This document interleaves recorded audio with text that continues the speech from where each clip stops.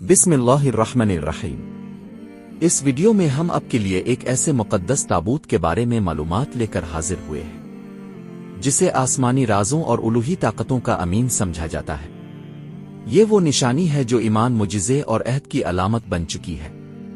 इस वीडियो में मौजूद तमाम मालूमात किताब अजाइब अल कुरान ग़राइब अल कुरान से ली गई है।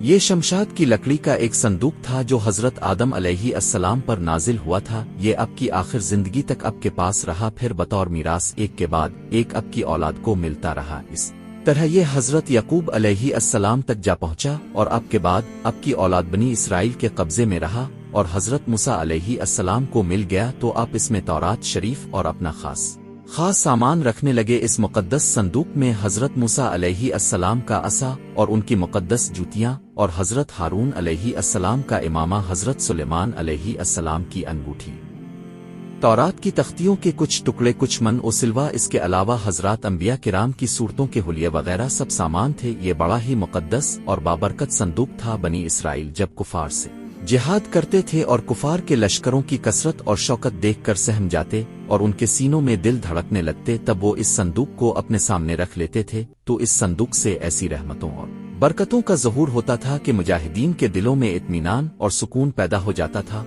और मुजाहिदीन के सीनों में लरसते हुए दिल पत्थर की चट्टानों से ज्यादा मजबूत हो जाते थे।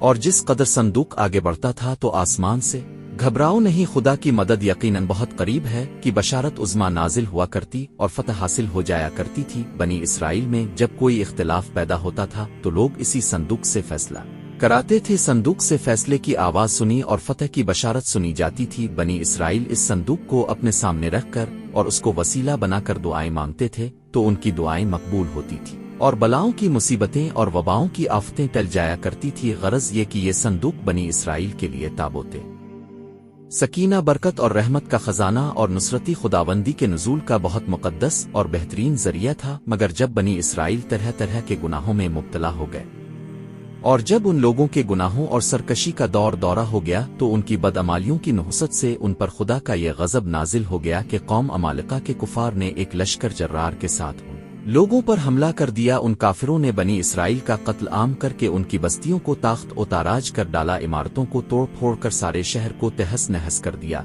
और इस मतबर्रिक संदूक को भी उठाकर ले गए। इस मुक़द्दस तबर्रुक को नजासतों के कूड़े खाना में फेंक दिया। लेकिन इस बेअदबी का कौम अमालिका पर यह वबाल पड़ा कि ये लोग तरह तरह की बीमारियों और बलाओं के हुजूम में जिंजेवर दिए गए। चुनांचे कौम अमालिका के 5 शहर बिल्कुल बर्बाद और वीरान हो गए। यहाँ तक कि उन काफिरों को यकीन हो गया कि ये संदूकी रहमत की बेअदबी का वबाल हम पर पड़ गया है।